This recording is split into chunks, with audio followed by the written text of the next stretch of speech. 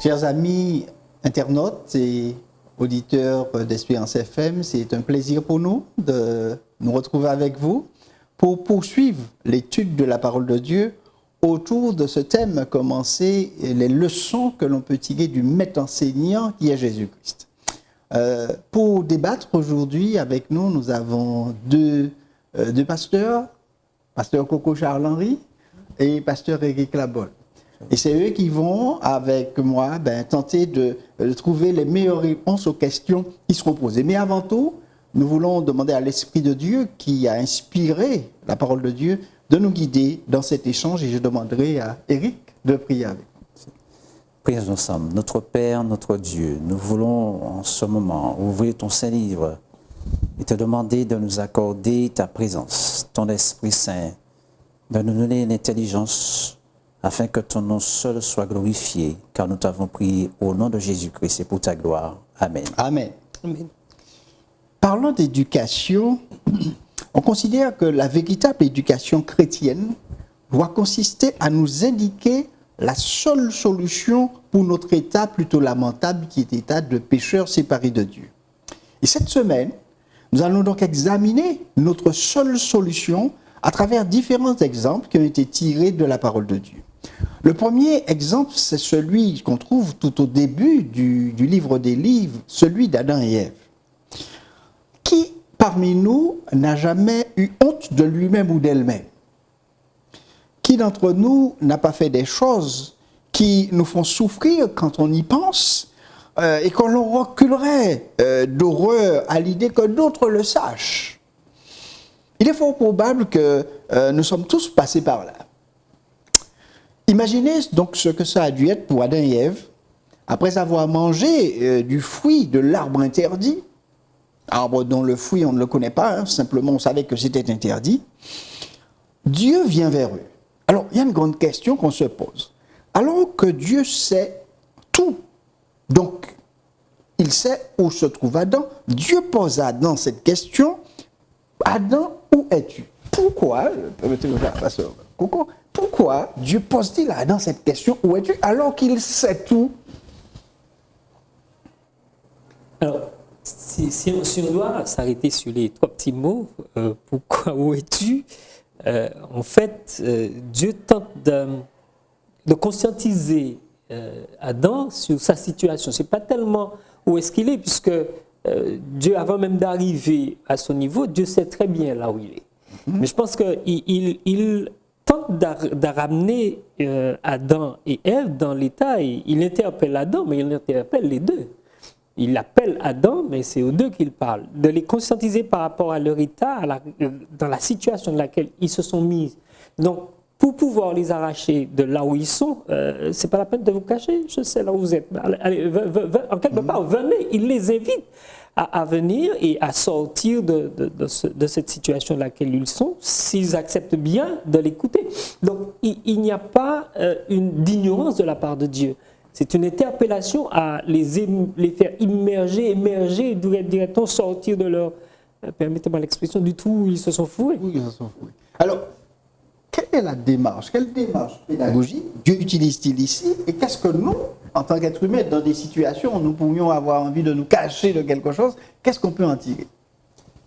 Eh bien, premièrement, j'ai noté que la démarche de Dieu est basée sur l'amour.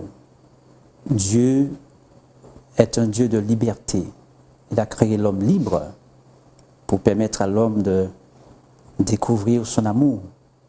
Et à ce moment-là, le Seigneur, il est au courant, il sait très bien que l'homme a désobéi. L'homme a cédé à la tentation et que sa gloire s'est retirée dans l'homme. Et à ce moment-là, l'homme a hérité la mort et le péché. Et l'homme devient mortel. Maintenant, Dieu, dans son amour, ne va pas condamner, chercher à condamner.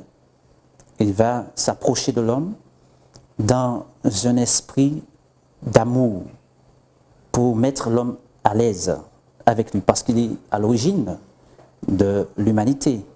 Et à ce moment-là, la leçon que nous pouvons en tirer concernant Dieu, eh bien, il est amour. Dieu respecte notre choix, mais il cherche toujours à nous sauver, à se révéler à nous. D'accord?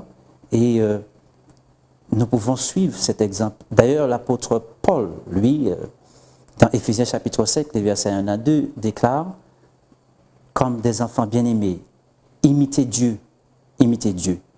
Et vous savez, depuis que l'homme a péché, eh bien, l'homme ne cesse de s'éloigner de Dieu, de la miséricorde de Dieu. Or, Dieu, il est amour. Ce n'est pas un Dieu méchant, sauvage.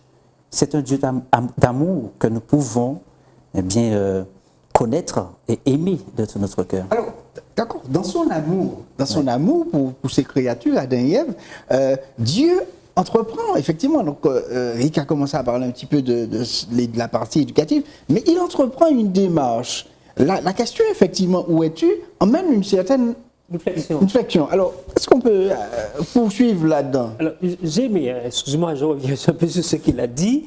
Dieu n'a pas culpabilisé. Dieu n'a pas accusé, il n'a pas incriminé, mais il amène l'homme non pas dans ce que nous faisons actuellement, il l'amène dans son amour. Il l'attire et à partir de là, il ouvre ses yeux sur ce qui lui arrive. Alors la démarche, elle est intéressante parce que nous avons plutôt tendance, quand nous voyons une faute chez l'autre, à pointer du doigt non seulement la faute, mais aussi l'individu. C'est ça. Et donc, on n'agit pas par amour avec lui. Comme on dit, il a déjà la tête sous l'eau et on lui met les pieds dessus pour carrément l'éliminer. Et ce n'est pas la procédure de Dieu. Il s'approche de lui et il l'attire à lui. Et le fait de l'attirer à lui, l'homme ne se sent pas dépourvu, désemparé. Au contraire, il est rassuré. Et je crois qu'aujourd'hui, dans notre démarche par rapport à l'autre qui est en difficulté, on devrait lui faire savoir qu'effectivement, il y a quelque chose qui ne va pas. C'est un peu ce que Dieu dit. Où es-tu? Il lui fait savoir qu'il y a quelque chose qui ne va pas, parce qu'on a l'habitude de se rencontrer tous les jours au même endroit. Donc, il y a quelque chose qui ne va pas. Alors, qu'est-ce qui se passe? Viens, on va causer, on va échanger. Et donc, il s'agit véritablement de l'amour, mais il s'agit aussi du fait que nous nous connaissons. Pourquoi te cacher? Qu'est-ce qui a provoqué cette rupture? Et ce qui t'arrive là, je le savais, puisque je t'avais averti. C'est ça. Donc, en quelque part, Dieu nous rassure, même dans notre état, tout en laissant, la suite de l'histoire d'Adam et Ève, tout en amenant l'homme à comprendre qu'effectivement, la voie qu'il a prise, c'est la voie de la mort, alors qu'il était déjà dans la vie. C'est ça. La démarche, c'est une démarche d'amour. D'amour et une démarche de responsabilisation de l'individu et d'acceptation de ce qu'il a fait. Oui. Et ensuite, Dieu ne s'arrête pas là, hein. Comme tu as dit, il n'a pas condamné, mais il a fait une chose après. Le récit nous dit qu'il va faire une proposition. Oui. Il a fait une proposition, il ne les laisse pas là dans cet état, il va lui dire, bon, il y a une porte de sortie. Alors justement, cette porte de sortie, l'apôtre Paul va l'aborder dans un texte, dans Romains chapitre 5, il a beaucoup étudié la chose. Alors je vais un petit peu donner lecture du texte, dans Romains 5, 11 à 19, où Paul va établir un lien direct entre ce que Adam et Ève en Éden ont fait, et puis ce que, dans la solution que Dieu apporte, qui vient par Jésus-Christ, ce que Jésus, lui, va faire sur la croix. Alors voici ce que l'apôtre Paul dit dans Romains 5, 11 à 19. Nos internautes peuvent suivre aussi sur leur Bible. Il dit, et non seulement cela, mais encore nous glorifions en Dieu par notre Seigneur Jésus-Christ, par qui maintenant nous avons obtenu la réconciliation. C'est pourquoi, comme par un seul homme, le péché est entré dans le monde, et par le péché la mort, et que si la mort s'est étendue sur tous les hommes, parce que tous ont péché, car jusqu'à la loi, le péché était dans le monde. Or, le péché n'est pas imputé quand il n'y a point de loi, cependant, la mort a régné depuis Adam jusqu'à Moïse, même sur ceux qui n'avaient pas péché, par une transgression semblable à celle d'Adam, lequel est la figure de celui qui devait venir. Mais il n'en est pas du don gratuit, donc il met l'opposition ici, l'on gratuit comme de l'offense. Car si par l'offense d'un seul, il en est beaucoup qui sont morts, à plus forte raison, la grâce de Dieu et le don de la grâce venant d'un seul homme, Jésus-Christ, ont-ils été abondamment répandus sur beaucoup. Il n'en est pas du don comme de ce qui est arrivé par un seul qui a péché, car c'est après une seule offense que le jugement est devenu condamnation, tandis que le don gratuit devient justification après plusieurs offenses. Si par l'offense d'un seul, la mort a régné par lui seul, à plus forte raison, ceux qui reçoivent l'abondance de la grâce et du don de la justice régneront-ils dans la vie par Jésus-Christ. Lui seul, ainsi donc, comme par une seule offense, la condamnation a atteint tous les hommes, de même par un seul acte de justice, la justification qui donne la vie s'étend à tous les hommes. Car, comme par la désobéissance d'un seul homme, beaucoup ont été rendus pécheurs, de même, par l'obéissance d'un seul, beaucoup seront rendus justes. Donc l'apôtre Paul met en opposition ce qui a été fait par Adam et ce que Jésus a fait sur la croix. Alors, ma question, je m'adresse à Eric pour cela, qu'est-ce que cela devrait nous apprendre au sujet de ce que Jésus a fait par rapport à ce qu'Adam a fait? En fait, Jésus est le modèle de l'humanité. Il est venu ici-bas, il a endossé notre humanité. Dieu, le Père, a formé un corps pour l'humanité.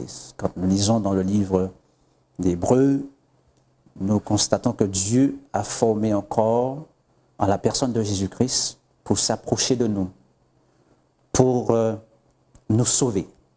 Pour nous sauver. Donc Jésus, notre Sauveur, le Fils de Dieu, est venu ici pour nous révéler l'amour du Père Céleste, nous révéler que Dieu est à l'origine de notre existence. D'accord? Et que Dieu cherche à nous sauver. Et à travers Jésus-Christ, eh bien, l'amour de Jésus ou de Dieu s'est manifesté. Maintenant, Adam et Ève ne sont plus notre exemple parce qu'ils ont échoué. Nous ne pouvons plus continuer à ressembler ni à imiter l'exemple de désobéissance d'Adam et Ève. Nous sommes appelés à imiter l'exemple de Jésus-Christ. Jésus-Christ a été envoyé par le Père Céleste pour nous montrer que c'est possible de vivre une vie, d'accord, d'amour avec lui, tout en étant ici dans ce monde. D'accord. Alors, il y a dans le texte de Paul un mot qui me semble maître mot, qui effectivement permet de bien saisir ce que tu dis, réconciliation. C'est ça. Oui. Alors, c'est pas nouveau quand même, parce que quand on regarde le texte de Romains, effectivement, Paul parle déjà de la réconciliation que Dieu va réaliser avec le Christ, puisqu'il va le dire dans 2 Corinthiens 5, que Dieu était en Christ réconciliant le monde. Mais quand Adam et Ève doivent sortir du jardin, Dieu a établi le cadre de la réconciliation. Dieu, quand il les appelle, c'est pour la réconciliation. Quand il les fait sortir du jardin, il établit le cadre de la réconciliation, parce que quand vous cherchez bien dans les Écritures, je dirais religieuses, vous trouvez le fait que Dieu va égorger un agneau pour chacun. Donc quand il fait cela, non seulement il pardonne, mais il rétablit la relation avec eux. Et dans ce contexte-là, quand Jésus vient, une image qu'on a eue dans l'Ancien Testament tout le long du texte sacré se retrouve dans la personne de Jésus. Dieu avec nous, c'est Emmanuel, c'est cela. Et quand vous prenez le texte de Paul dans Corinthiens, cette réconciliation-là, Dieu termine le chapitre 5 en disant « Nous vous en supplions, soyez réconciliés avec Dieu ». Donc ce n'est pas quelque chose qui est réservé à une partie de l'humanité, à un petit groupe de personnes, mais c'est à la disposition de tous les êtres humains. Quand vous prenez, lorsque Jésus dit, Dieu, c'est Jésus, c'est Jean qui le rapporte, Dieu a tant aimé le monde, afin que quiconque croit. oui. C'est pas réservé aux religieux, c'est pas réservé à un pays, c'est à tous les hommes, quiconque, n'importe qui monde. Donc, tous nous avons cette possibilité d'être réconciliés parce que Jésus est venu pour cela. Ce n'est pas un touriste qu'il est venu, il est venu pour la réconciliation de tous les êtres humains entre Dieu et lui. ok, donc il répare. Entre les hommes et lui, pardon. Donc il répare, en fait, ce qu'Adam y avait fait. Et pour suivre un petit peu l'idée d'Éric qui disait que nous avons pour mission de ressembler à Jésus, de le prendre comme modèle, il y a ce passage de Paul qui dit que nous sommes des ambassadeurs de la réconciliation. Oui. Ambassadeurs. Donc, étant réconciliés, j'invite aussi les autres à la réconciliation sur la base même de ce que Jésus-Christ établit. Il me semble que tu voulais ajouter quelque chose. Je voulais dire qu'en fait, que Paul, lui, il met l'accent sur l'homme qui s'est éloigné de Dieu. Au commencement, Dieu a créé l'homme et à son image, semblable à lui, à son image, parfait, dans la gloire. Et l'homme vivait une relation parfaite avec son Créateur, son Sauveur. D'accord? Et le péché a séparé l'homme non seulement de Dieu, mais aussi de la présence de l'Esprit Saint dans l'homme. Et l'homme est devenu à ce moment mortel et pécheur. Et avec ça, d'accord, nous avons hérité un corps mortel et nous sommes pécheurs. Avec ça, nous ne pouvons aller nulle part. Nous ne pouvons pas nous justifier devant Dieu. D'accord? Nous ne pouvons pas de nous-mêmes nous réconcilier avec Dieu. Donc à ce moment-là, l'homme a perdu cette gloire. D'accord? Cette gloire de Jésus-Christ. D'accord? Une gloire éternelle. Et à ce moment-là, Dieu va envoyer son Fils Jésus-Christ pour réconcilier l'homme avec lui-même et nous permettre de retrouver la gloire perdue.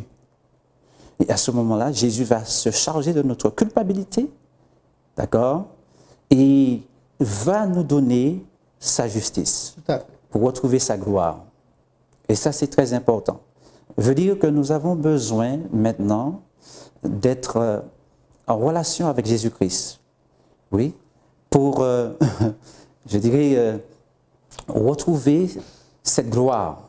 Il nous faut accepter la justice du Christ pour retrouver cette gloire. Absolument. Nous ne pouvons pas de nous-mêmes nous, comment dirais-je, nous sauver. Tout à fait, c'est clair, la Bible nous le présente et c'est donc la mission de Christ. Alors, il y a un deuxième exemple, pour avancer un petit peu. Un deuxième exemple, là on a vu l'exemple de celui qui se cache, de choses honteuses qu'il a faites, mais il y a un deuxième exemple de personnage aussi de ce type, celui de Jacob.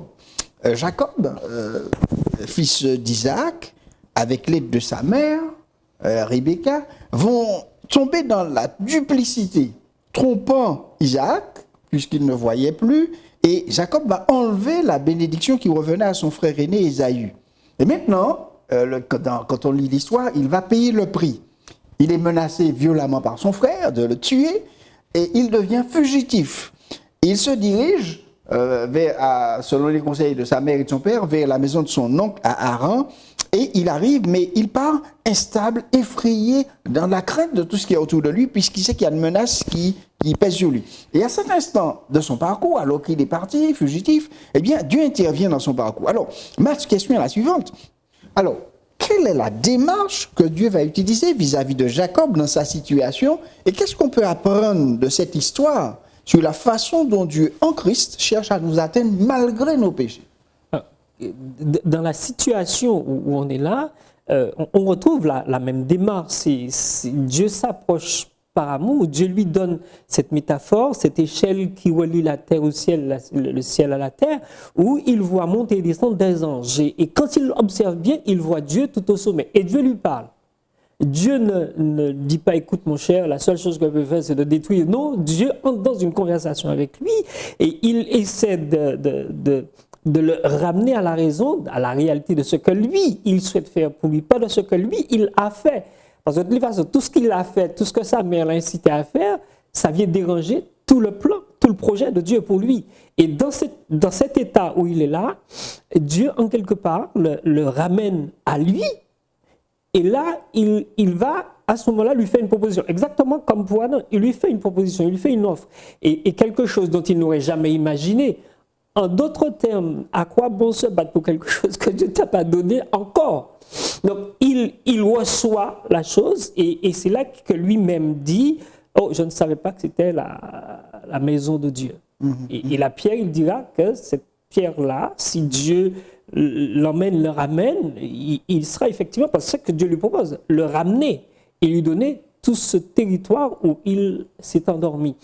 Et dans cette démarche, nous devrions revenir à ce qu'on a dit déjà, à une approche différente de l'homme, je dirais entre guillemets coupable, et lui montrer comment Dieu peut lui exprimer son amour, ou Dieu lui exprime son amour, et ce que Dieu veut véritablement pour celui qui est en difficulté, que Dieu cherche à sauver. Alors on observe que c'est Dieu qui vient toujours, hein? Oui, c'est Dieu qui vient à la rencontre. Et quand Dieu vient, observez qu'il ne leur parle jamais de leur péché. Non. Il ne leur parle jamais de leur péché. C'est eux qui plus tard vont, dans le rapport avec Dieu, vont vont constater qu'il faut faire ressortir ou reconnaître ce qu'ils sont pour bénéficier. Et Dieu, dans le cadre de Jacob, va lui faire savoir que la promesse faite à Abraham est encore demeure valable pour lui et qu'il est prêt à l'appliquer. Oui. Maintenant, au fur et à mesure que Jacob va grandir, parce que ce n'est pas immédiatement, il va faire de Dieu son Dieu, puisqu'au début, il le reconnaît, c'est le Dieu d'Isaac, le Dieu d'Abraham, Mais pas encore son Dieu. Pas encore son Dieu. Hein, Il le dit, le Dieu d'Abraham, Dieu d'Isaac, il ne dit pas, c'est son Dieu. Voilà. C'est l'expérience qui va l'amener à prendre Dieu vraiment comme son Dieu personnel. D'ailleurs, il fait un deal avec Dieu en lui disant, si tu me ramènes dans la suite, alors tu seras mon Dieu. Oui. Donc il fait un deal, il pose un deal avec Dieu et en fait à la fin il y arrive dans toute une expérience quand on voit l'histoire de Jacob qui est formidable, quand on voit comment Dieu vient, Dieu cherche, Dieu s'approche, Dieu vient même dans un corps à corps avec lui. Et même là, il ne reconnaît pas, permets-moi. il ne reconnaît pas Dieu dans ce corps à corps, à tel point qu'il se bat vraiment avec lui. Il n'est pas dans la première disposition dont il était couché sur la pierre là, il n'est pas dans cette disposition-là où il se fait surprendre par Dieu. Et même dans cette situation dont tu cites là, il est surpris par celui avec qui se rapproche de lui et il va se battre toute la nuit jusqu'à ce que il sera frappé à la hanche. Et c'est là qu'il perd toutes ses forces physiques pour recevoir la force spirituelle. Et à ce moment-là, il avoue une chose. Il avoue qu'il est Jacob, le trompeur. Ce qu'il n'avait pas avoué. Oui, il le reconnaît. Et Dieu va maintenant vous dit, voilà, je te donne une autre destinée, Israël. Plus de 20 ans après. Voilà, 20 ans après. Donc, ce qui veut dire que même après tant de temps, Dieu n'abandonne pas. Non, Dieu n'abandonne pas. Vous savez, Dieu s'intéresse à l'humanité. Dieu aime l'humanité. D'accord?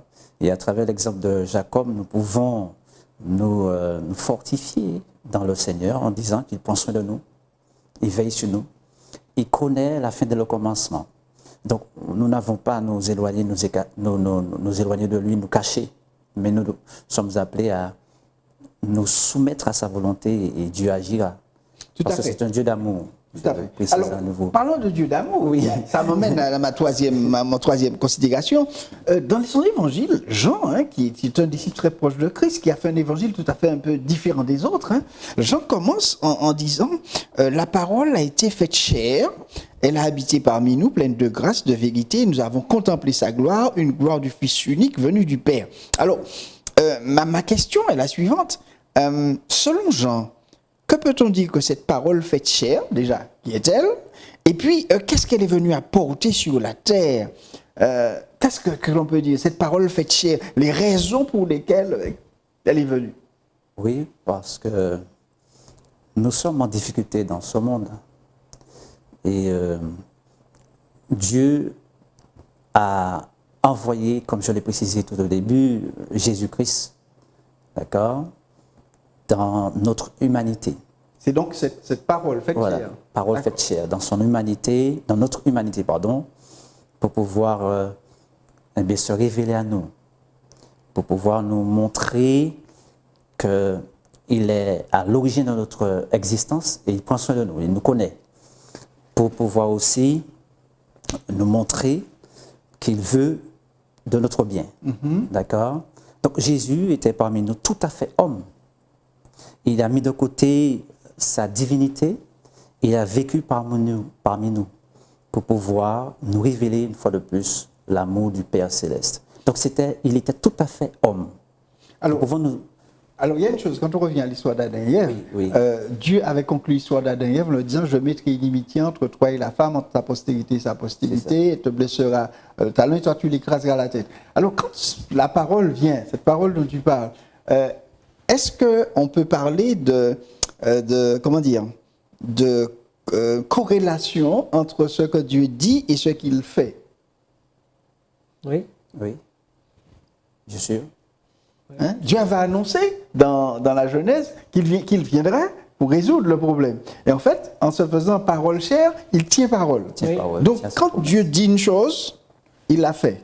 Et quand il l'a fait, comme tu disais, il l'a fait non en tant que restant à l'écart Dieu, mais en se mettant dans la position, dans la peau de l'homme, pour que l'homme ait un modèle de fonctionnement et sachant que je peux y arriver. C'est comme quand vous enseignez à des enfants, quel est le meilleur exemple que l'on peut donner à un enfant?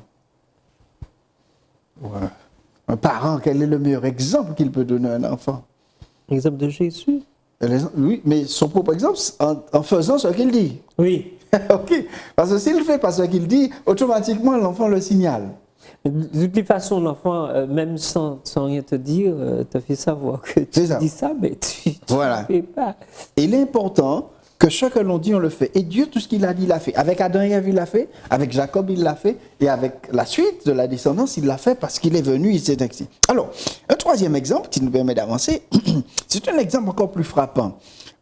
Jésus rencontre une femme païenne, une femme dont Syro-phénicienne, donc qui vivait dans la région de Tyr-Sidon. L'histoire est rapportée dans Matthieu chapitre 15 et aussi dans Marc chapitre 7. Et il y a un dialogue qui s'installe entre Jésus et cette femme. Dialogue assez dur, hein, un certain degré, hein, puisque cette femme approche Jésus pour obtenir de lui quelque chose par rapport à la santé de sa fille. On a l'impression qu'au premier abord dans cette histoire, que Jésus la rejette. Alors, cette femme insiste. Vous connaissez l'histoire? Qu'en pensez-vous de l'audace de cette femme? Et qu'est-ce qu'on peut apprendre, que nous apprend cette histoire sur la façon dont Jésus lui-même a enseigné aux autres dans cette histoire? Qu'en pensez de l'audace de cette femme? Mais bon, cette femme, elle a exprimé une foi vivante. Hein. Est-ce qu'on pourrait appeler ça du culot? Oui, l'expression n'est pas trop forte. Oui. Elle a été forte, là, parce que quand Jésus la reprend, Jésus la traite de petit chien. En fait, le propos de Jésus, c'est le propos des Juifs à l'égard des étrangers. Jésus n'est pas en train de traiter véritablement la femme de chienne, mais il est en train d'utiliser exactement ce que ses colistiers, ses amis de travail pensent des autres. Et donc, quand Jésus dit cela, la femme va rétorquer exactement ce dont Jésus attend. Et elle lui dit, mais Seigneur, d'accord, je suis un petit chien, d'accord, mais les petits chiens, quand ils mangent les miettes qui tombent de la table de leur maître. Si tu considères que je suis ton petit chien, toi, tu es mon maître. Donc, le problème, il est là. C'est pas ça. C'est pas le fait de manger ce qui tombe. C'est le bon problème que j'aimerais bien que tu interviennes là-dedans et que tu puisses le résoudre. Et donc, quand Jésus entend la réaction de cette femme, il n'a pas simplement compassion, mais il fait. Et il répond. Et s'il n'agit pas, s'il ne touche pas, il reste à distance, il lui dit, va, ta fille est guérie. Alors, c'est ça. Qu'est-ce que ça nous apprend, nous, sur la façon qu'est-ce que Jésus nous a enseigné là dans cette histoire? Que nous pouvons compter sur lui. Nous pouvons compter sur lui et que, en fait, à travers l'expérience de cette femme, nous découvrons qu'elle a exercé une foi qui sauve. Ce qui veut dire que la foi n'est pas une opinion. La foi qui sauve est une opération par laquelle ceux qui reçoivent le Christ contractent une alliance avec Dieu. La foi est synonyme de vie. Et les disciples pensaient que Jésus la rejetait. D'accord? Mais Jésus est venu pour sauver l'humanité, est venu pour sauver. Donc Jésus l'a éprouvé un peu, en quelque part. Mais elle était dans une démarche correcte, c'est-à-dire qu'elle demandait le secours de Dieu pour quelqu'un d'autre, pour sa fille. Et ça, Dieu prend plaisir à cela. Elle a enduré, vous voyez, une démarche. Oui, vas-y. Alors, il y a une chose, c'est que par rapport à sa situation de femme syrophénicienne, appelée païenne, les Juifs avaient une discrimination pour ces gens-là. Oui. Par rapport à nous, nous vivons dans une situation où il y a aujourd'hui une sorte de montée des clans, des groupes, avec la discrimination. Qu'est-ce que ça nous apprend, nous, en tant que disciples de Jésus, sur le rapport que nous devons avoir avec ces autres? C'est-à-dire que nous sommes des êtres humains, nous devons nous accepter tels que nous sommes. C'est ça. Il faudrait déjà que nous nous acceptons tels que nous sommes. Absolument. Une femme, d'accord, elle entre dans le jeu avec Jésus. Ouais. D'accord, je suis un petit chien, il n'y a pas de problème. Donc, je pense qu'il faut déjà nous-mêmes, on accepte de comprendre, de croire qu'effectivement, on est des instruments entre les mains de Dieu. Qu'on est des personnes chargées de transmettre un vécu avec, je dis bien un vécu, pas une connaissance, un vécu avec Dieu et permettre aux autres qui sont comme nous, parce que tout ce qu'ils font là, nous sommes susceptibles de le faire comme eux. Qu'on veuille l'admettre ou pas, on est aussi coupable que ces personnes qui sont en face de nous. Autrement, il n'y aurait pas un Jésus entre nous et Dieu. Donc, tous les hommes ont besoin de faire l'expérience que nous sommes en train de faire avec Dieu. Ce n'est pas de la théorie, mais c'est de la pratique du vécu. Et dans ce comportement-là de Jésus à l'égard de la femme, si effectivement nous devenons, parce que plus tard, quoi qu'il y ait une histoire comme ça, si nous sommes véritablement devenus disciples de Jésus, on devrait pouvoir permettre à d'autres de goûter à ce que nous sommes devenus. Tout à fait. Donc, pas de discrimination. Non, pas de tous les hommes discrimination. ont péché. Ouais. Tous ont droit à la grâce de Dieu. Et tous ont droit au bénéfice de cette grâce. Et moi, en tant que disciple, eh bien, je dois apprendre de Jésus et me dire, bon, ben, quel que soit celui que j'en fasse, quelle que soit l'opinion que l'on peut avoir de lui, eh bien, il a droit à la grâce de Dieu, il a droit à la compassion comme Dieu l'a eu pour moi. Oui, parce que les pires des hommes ont droit au salut. Oui, oui. Il n'y a pas, c'est pas réservé, je l'ai dit tout à l'heure là, c'est pas réservé à un clan, à un groupe. Quand on regarde, excuse-moi de sortir un peu là-dedans, quand on regarde à la croix, on a deux bonhommes. Ils sont trois, mais il y en a deux, l'un à droite, l'un à gauche. Et on a appelé un bon larron, il n'était pas bon, lui. Non. On l'a surnommé bon larron. Nulle part dans la Bible ne dit pas bon larron. C'est nous, dans notre langage, qui l'appelons bon larron. Et il était aussi mauvais que l'autre, mais à la différence qu'il voit à travers Jésus ce que son ami ne voit pas. Il le voit comme revenant sur l'île des cieux, comme le Sauveur, comme le Dieu Tout-Puissant. Et il lui dit, quand tu reviens, pense à moi, pense à moi. Donc, et là, je crois que nous avons besoin de penser à l'autre comme Dieu a pensé à nous, ou comme quelqu'un d'autre a pensé à nous. Tout à fait. Tout à fait. Et ça nous amène à notre dernier exemple que nous allons examiner, celui de cet aveugle. Ouais. Bartimée, fils de Timée, Jésus sort vers Jérusalem, il passe par Jéricho, et quand il sort de Jéricho, eh bien sur la route, tu vois ce fameux Bartimée, fils de Timée, un mendiant, un aveugle qui est là sur le bord du chemin, je suppose que régulièrement on le déposait là, pour un peu faire la quête. Et quand il entend dire que c'est Jésus de Nazareth qui passe, le texte dit qu'il se met à crier, fils de David, Jésus, aie pitié de moi. Un petit peu comme cette femme, hein, elle demandait la pitié quand elle demande ça. Et alors, plusieurs prennent, paie-la, tais-toi, tu vas déranger le maître. Mais à ce moment-là, il crie encore plus fort. Il crie encore plus fort parce qu'il veut être entendu. Il sait que c'est sa seule chance. Et il dit, aie pitié de moi, fils de David. Et à ce moment-là, Jésus s'arrête. Ouais. Imaginez qu'il s'était arrêté de crier. Oui, il aurait tout perdu. La grâce est passée. Voilà. Et Jésus dit, appelez-le. Et quand on l'appelle, il vient. Et là, alors le texte, il y a un endroit qui dit il jette son manteau. Or, on sait quelle était l'importance du manteau à cette époque pour ces gens. Oui. C'était leur seul chauffage, leur seule protection de la nuit. Il va vers Jésus. Et ensuite, Jésus lui pose la question, que veux-tu que je fasse? Eh bien, il lui dit que je recouvre la vue. Et Jésus lui dit, bon, va, ta foi t'a sauvé. Ça persévère. Juste ça. Et le texte ne s'arrête pas là. Il aurait pu partir. Et le texte dit, aussitôt, il recouvra la vue et il suit Jésus dans le chemin. Alors, pourquoi, après avoir obtenu la réponse à sa demande, il aurait pu courir dans tout Jéricho et dire, oui, je suis mal. Il se met à suivre Jésus. Il devient quelque part un disciple. Alors, ma question est, que peut-il espérer de plus? Que peut-il espérer de plus? Jésus est le chemin, la vérité et la vie. Est-ce que la vue physique ne lui suffisait pas? C'est-à-dire qu'il a été comblé par Jésus. Mm-hmm. D'accord? Jésus a répondu à sa demande. Il avait un besoin. Bartimée avait un besoin et Jésus a répondu.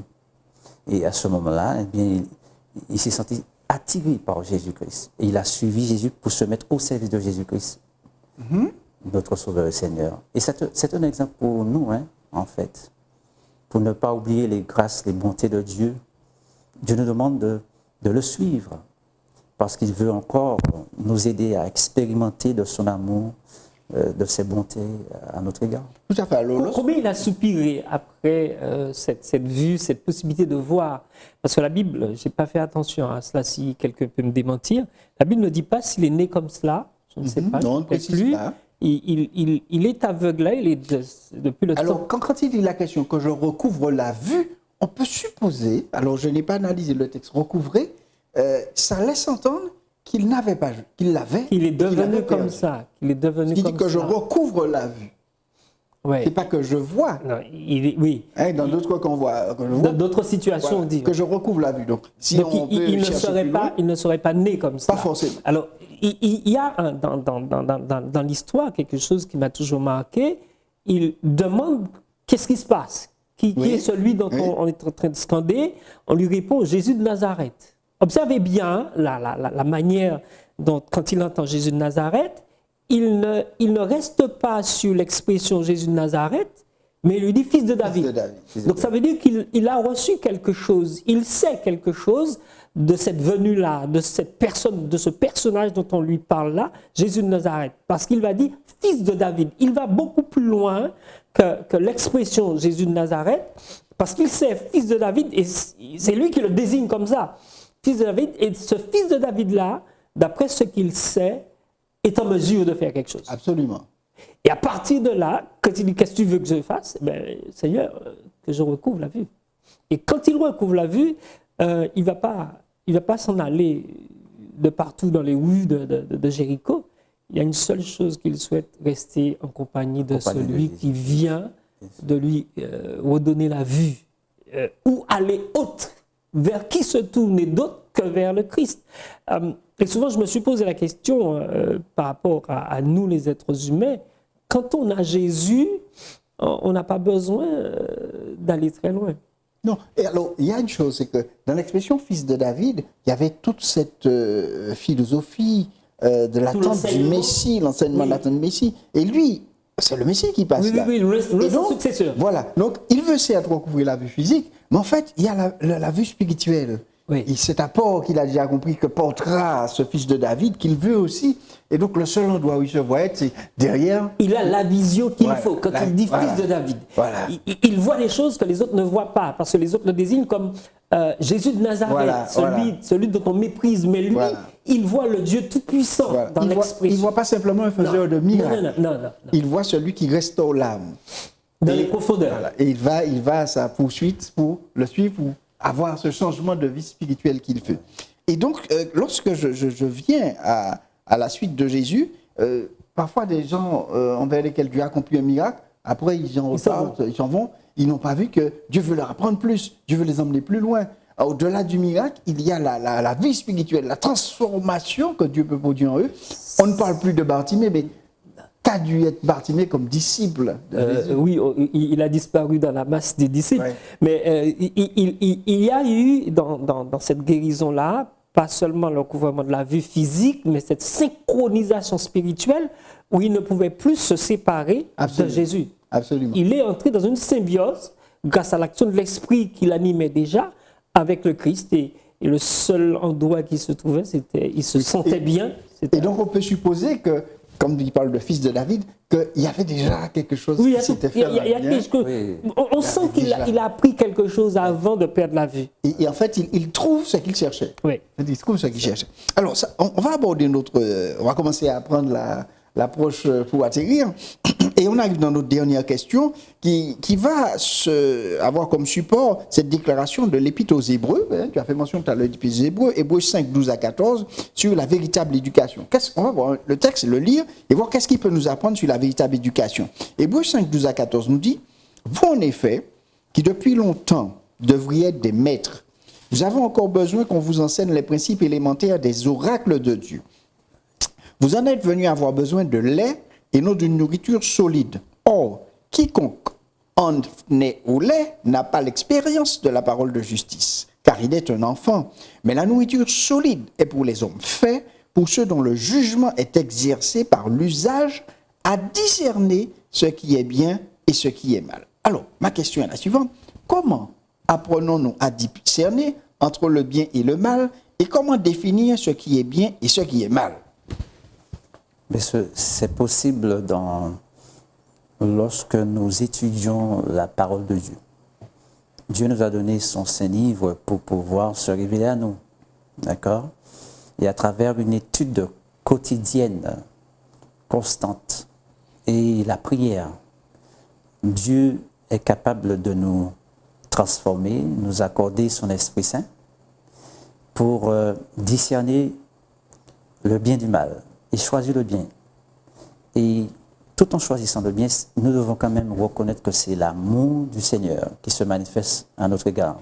C'est Dieu qui travaille dans notre cœur, qui nous donne ce discernement pour que nous soyons reconnaissants. Et puis, la méthode du Christ, c'est de nous attirer à lui, parce qu'il est le chemin, la vérité et la vie. Parce qu'il est la vie. Sans lui, nous ne pouvons rien faire. nos besoins sont comblés par Jésus-Christ. Maintenant, si lorsque nous rencontrons Jésus-Christ, nous ne fournissons pas d'efforts pour persévérer en lui, nous resterons stationnaires, d'accord? Nous serons limités. Est-ce que nous comprenons? Pardon, est-ce que dans la démarche en direction de l'éternité, je parle de la vie éternelle, parce qu'il y a deux portes ouvertes sur l'éternité, est-ce qu'on peut stagner? D'après ce que je sais, si on n'avance pas, on recule. Si on recule. Apparemment, je te laisse finir. Je vais revenir dessus. Parce qu'en fait, il faut vraiment étudier le texte. Aujourd'hui, d'ailleurs, l'école du sabbat, la leçon qui nous est remise entre les mains chaque trimestre, nous avons pris l'habitude de dire nous avons fait la leçon. Je crois qu'il faut passer à un cran supérieur. Il faut arrêter de faire la leçon. Il faut l'étudier. Parce que à quoi bon savoir des choses sur Dieu et ne pas connaître Dieu? Vous pouvez savoir des choses sur moi comme je peux savoir des choses sur vous. Savoir des choses sur quelqu'un ne veut pas dire qu'on connaît la personne. Nous avons besoin de connaître Dieu. Nous avons besoin d'une intimité. J'ai parlé tout à l'heure là en parlant de Bartimée. Il est entré dans une synchronisation avec Jésus par l'Esprit. C'est toi qui en as fait mention. Et je crois que aujourd'hui, si on veut discerner le bien et le mal, il faut véritablement que l'Esprit soit à la place où il doit être en nous. On ne peut pas faire figure de polichinelle, d'épouvantail là, dans les Écritures. Nous savons des choses dans les Écritures. Nous pouvons, d'ailleurs Jésus l'a dit à ses contemporains, nous pouvons parler des Écritures, mais on ne connaît pas l'auteur. Quand vous prenez Jean 5, 39, 40, souvent on lit le verset 39, mais on ne tient pas compte du verset 40. Le verset 39 dit, vous sondez les Écritures parce que vous pensez avoir en elles la vie éternelle. Et ce sont elles qui rendent témoignage de moi, dit Jésus dans le verset. Donc, en d'autres termes, quand on étudie les Écritures, on découvre le Christ. Mais il ne suffit pas simplement de savoir que Jésus est loin son successeur, le Sauveur, le Rédempteur, le Dieu Tout-Puissant. Je crois que nous devons aller à lui pour qu'il y ait changement, pour qu'il y ait transformation, pour qu'il y ait conversion, pour qu'effectivement nous entrons dans cette synchronisation dont a parlé Bartimée, dans une symbiose réelle, parce qu'en fait, l'homme ne peut faire quoi que ce soit si Dieu n'intervient pas. Dieu ne lui conserve pas la capacité de faire quelque chose. J'ai eu l'occasion de dire que même pour faire le mal, l'homme a besoin de Dieu. Alors, est-ce que tu peux être plus clair? Oui. Parce que quand on se réveille le matin, c'est parce que Dieu nous conserve son souffle de vie, il nous conserve sa vie.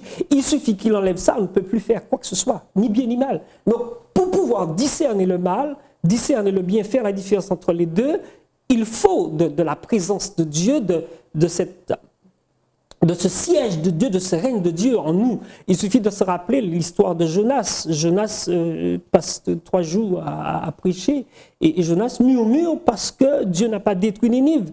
Et Dieu lui dit, mais tout ça, mon là, on peut appeler pour un pied bras, et tout ça, mon dans là, moi préféré sauver à ce pied bras.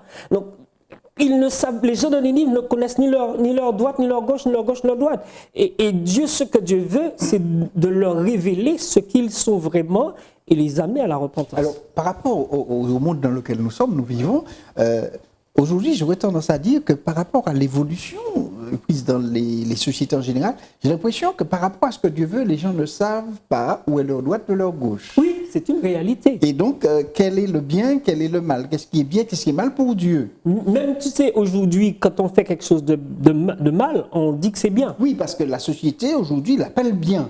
Elle estime que c'est bien parce qu'elle elle repose plus ses bases sur Dieu. Et alors, nous qui avons cette connaissance de Dieu, comme tu le disais il y a un instant, le plus important n'est pas ce que nous faisons de cette connaissance. Le fait, ce n'est pas d'avoir la connaissance en soi, mais le plus important, c'est ce que nous faisons de cette connaissance. On peut l'avoir en soi, mais ce que l'on fait est le plus important, et c'est ce qui permettra aux autres de savoir où est le chemin. C'est pourquoi quand Christ est venu, il a montré la direction, il est venu en chair, il a montré voilà ce qui est bien, voilà ce qui est mal. Et comme tu disais tout à l'heure, c'est l'Esprit Saint qui donne ce discernement entre le bien et le mal. Ouais. Alors, je voulais dire que Dieu est un Dieu de progrès. Son objectif, c'est de nous permettre de le connaître. Donc nous sommes appelés en ces temps difficiles, d'accord, de le prier, de le louer, de tisser des liens d'amour avec lui. Et le Seigneur va se révéler à nous. Et il va nous faire ressentir fréquemment sa présence, hein, la joie et la paix de sa présence. Si seulement nous acceptons de nous soumettre à sa volonté. Et c'est possible lorsque nous prenons sur nous-mêmes, en faisant l'effort nécessaire pour étudier son Saint-Livre. Tout à fait. Il nous faut trouver ce temps pour étudier son Saint-Livre et nous appuyer que sur sa parole de vérité. Pour discerner le bien, c'est de connaître le bien et éviter le mal. Il nous faut passer du temps à étudier le Saint-Livre. Dieu nous a laissé le Saint-Livre comme guide. Et dans la Bible, nous avons tout. Dieu nous montre le bien dans sa parole de vérité. Et nous avons le mal, hein, aussi qui est révélé dans la parole de Dieu pour l'éviter. Tout à fait. Pour l'éviter. Donc, c'est à nous de rechercher cette relation avec Dieu, non seulement apprendre pour savoir, mais aussi ce que nous faisons de cette connaissance dans notre partage avec les autres et surtout dans notre façon de vivre, parce que l'évangile est quelque chose que l'on vit. Alors, nous allons donc devoir maintenant toucher le sol, hein, et arriver à la conclusion. Et donc, en conclusion, hein, je voudrais laisser ce petit mot à nos internautes et nos auditeurs. Tout comme Dieu s'est adressé à Adam et Ève, aussi à Jacob, de même Jésus s'adresse à nous. Il se relie à nos profonds désirs et nous pousse, comme il l'a fait à Bartimée, à reconsidérer qui nous sommes et où nous allons. Dans cette optique, il nous invite à réfléchir à la façon dont nous enseignons la Bible à nos enfants et les uns aux autres. Nous sommes appelés à faire la différence entre un enseignement biblique médiocre, hein, et un enseignement convaincant qui fait vraiment une différence dans la vie des gens. La véritable éducation chrétienne doit consister à nous indiquer la seule solution pour notre état plutôt lamentable, l'exemple de Jésus en tant que maître enseignant. Chers amis auditeurs et internautes, nous espérons que ce partage a pu vous aider à vous remettre en chemin dans la réflexion, dans le rapport avec Dieu, et vous permettra de vous baser sur le vrai maître enseignant afin que votre vie soit transformée et qu'elle soit à l'image de ce que Dieu veut. Mais nous allons terminer comme nous allons commencer par une prière pour remercier Dieu pour cela. C'est Pasteur Coco qui va nous l'offrir. D'accord.